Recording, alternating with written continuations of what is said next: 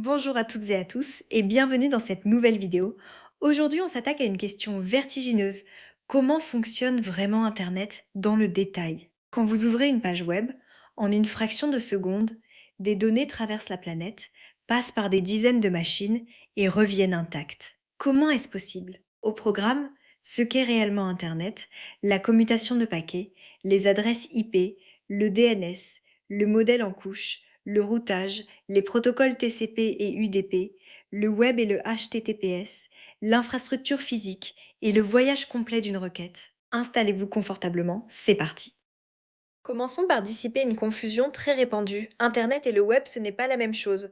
Internet, c'est l'infrastructure, un immense réseau de réseaux qui relie des milliards d'appareils à travers le monde. Le web, lui, n'est qu'un service parmi d'autres qui circulent sur Internet, au même titre que la messagerie ou la vidéo. Le mot Internet vient d'ailleurs de l'anglais Internetwork, c'est-à-dire entre les réseaux. Aucune entreprise, aucun pays ne possède Internet. C'est un assemblage de réseaux indépendants qui acceptent simplement de parler la même langue. Cette langue commune, ce sont les protocoles.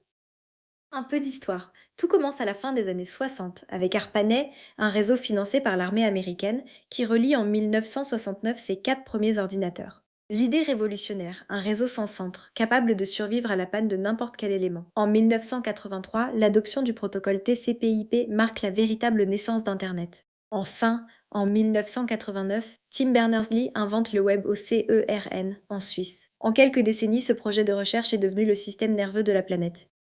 Voici la première idée géniale d'Internet, la commutation de paquets. Plutôt que d'envoyer un message d'un seul bloc, on le découpe en petits morceaux appelés paquets. Chaque paquet voyage de façon indépendante et peut même emprunter un chemin différent pour atteindre la destination. À l'arrivée, on les remet dans l'ordre pour reconstituer le message. Quel avantage? Si un paquet se perd ou si une route est coupée, seul ce petit morceau est renvoyé et le réseau peut contourner la panne. Chaque paquet contient les données, mais aussi l'adresse de l'expéditeur et celle du destinataire. Pour que les paquets trouvent leur chemin, chaque machine connectée possède une adresse unique, l'adresse IP. C'est l'équivalent d'une adresse postale pour les ordinateurs. La version historique, IP version 4, s'écrit avec 4 nombres séparés par des points, par exemple 192.168.0.1. Problème, elle n'offre qu'environ 4 milliards d'adresses, ce qui est devenu insuffisant. D'où l'arrivée d'IP version 6 qui en propose un nombre absolument colossal, de quoi adresser chaque grain de sable de la planète. Sans adresse IP, impossible d'être joignable sur le réseau. Mais retenir des suites de chiffres serait pénible, c'est pourquoi on utilise des noms de domaine comme exemple .com. Le problème, c'est que le réseau, lui, ne comprend que les adresses IP. Il faut donc un traducteur, c'est le rôle du DNS, le système de nom de domaine, véritable annuaire géant d'Internet. Quand vous tapez une adresse, votre ordinateur interroge un serveur DNS qui lui répond avec l'adresse IP correspondante. Tout cela se passe en quelques millisecondes de façon totalement invisible. Le DNS est si essentiel que, s'il tombe en panne, une grande partie d'Internet semble tout simplement disparaître. Pour organiser toute cette complexité, Internet est bâti en couches, un peu comme un millefeuille. Chaque couche rend un service à celle du dessus sans avoir à connaître ses détails. On distingue 4 grandes couches. Tout en haut, la couche application, c'est le web, la messagerie, ce que vous utilisez directement. En dessous, la couche transport, avec les protocoles TCP et UDP qui gèrent le dialogue de bout en bout. Encore en dessous, la couche Internet avec le protocole IP qui s'occupe de l'adressage et du routage. Et tout en bas, la couche d'accès, le câble ou le Wi-Fi qui transporte physiquement les bits. Arrêtons-nous sur la couche Internet, le cœur du système, avec le protocole IP. Son rôle est simple en apparence, acheminer chaque paquet, de sa source jusqu'à sa destination, à travers des réseaux différents. Mais IP fonctionne au mieux, sans aucune garantie. Il fait de son mieux pour livrer chaque paquet, mais il ne promet rien. Un paquet peut se perdre, arriver en double ou dans le désordre. C'est un choix délibéré qui rend le réseau simple, robuste et très rapide. La fiabilité, si l'on en a besoin, sera ajoutée par-dessus par la couche transport. IP, lui, ne s'occupe que de l'adressage. Comment un paquet trouve-t-il son chemin? Grâce au routage. Entre vous et le serveur, il n'y a pas un fil direct, mais une succession de machines spécialisées, les routeurs. Chaque routeur examine l'adresse de destination du paquet, consulte sa table de routage et le transmet au voisin le plus proche du but. De proche en proche, de saut en saut, le paquet progresse. Aucun routeur ne connaît le trajet complet. Chacun ne décide que de l'étape suivante. À grande échelle, les grands réseaux échangent leur route grâce à un protocole nommé BGP, une sorte de GPS mondial d'Internet.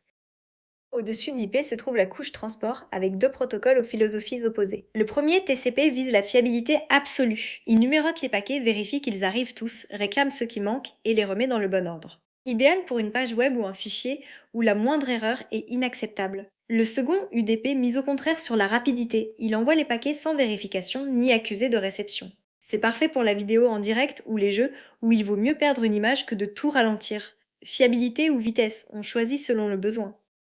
Avant d'échanger des données, une connexion TCP commence toujours par une poignée de main en trois temps. Premier temps, le client envoie un message de synchronisation qu'on note SYN, comme pour dire bonjour, êtes-vous là? Deuxième temps, le serveur répond par SYN suivi d'un accusé de réception, autrement dit oui, je vous reçois bien. Troisième temps, le client confirme à son tour, et voilà, la connexion est établie dans les deux sens. Ce petit rituel, qui ne dure que quelques millisecondes, garantit que les deux machines sont bien prêtes à se parler avant d'échanger la moindre donnée. Nous voici tout en haut, dans la couche application, là où vit le web. Pour consulter une page, votre navigateur et le serveur dialoguent grâce au protocole HTTP. Le principe est simple, le client envoie une requête, par exemple donne-moi cette page, et le serveur renvoie une réponse, le contenu demandé. Aujourd'hui, on utilise sa version sécurisée, le HTTPS, où toutes les communications sont chiffrées. C'est le fameux cadenas affiché par votre navigateur. Grâce à lui, même si quelqu'un intercepte vos paquets en chemin, il ne voit qu'une suite de caractères parfaitement incompréhensibles. Derrière tout cela, on oublie souvent qu'Internet est avant tout physique.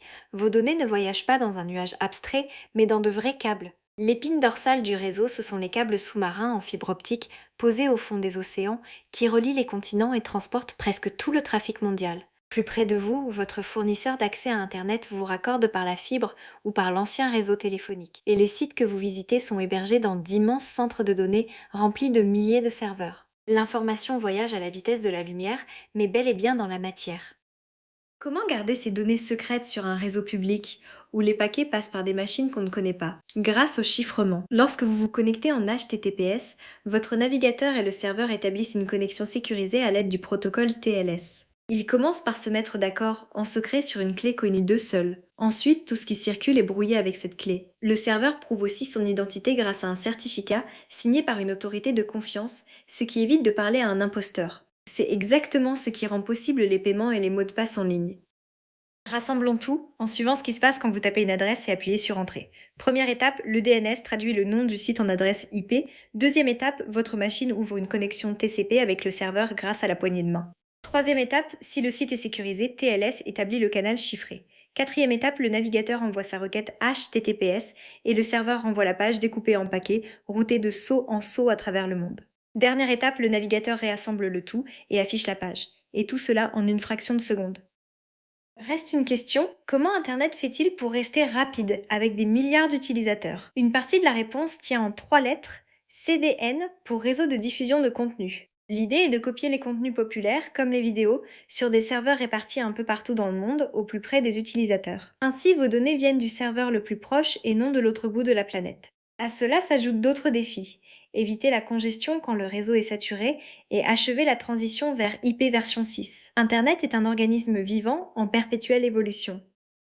Récapitulons ce grand voyage. Internet est un réseau de réseaux qui découpe l'information en paquets. Chaque machine est identifiée par une adresse IP et le DNS traduit les noms en adresses. Tout est organisé en couches. IP achemine les paquets de saut en saut grâce au routage, TCP garantit la fiabilité et le HTTPS sécurisé fait vivre le web par-dessus. Le tout repose sur une infrastructure bien réelle, faite de câbles et de centres de données. Des protocoles simples empilés intelligemment qui permettent à des milliards de machines de se comprendre. Voilà toute la magie d'Internet. Et voilà, vous comprenez désormais ce qui se cache derrière le moindre clic, un balai planétaire de paquets, de routeurs et de protocoles orchestrés en quelques millisecondes. J'espère que ce voyage vous a rendu Internet un peu moins magique et bien plus fascinant. Si cette vidéo vous a plu, pensez à vous abonner et à la partager autour de vous. Dans la prochaine vidéo, nous plongerons au cœur d'un sujet brûlant, comment fonctionne l'intelligence artificielle.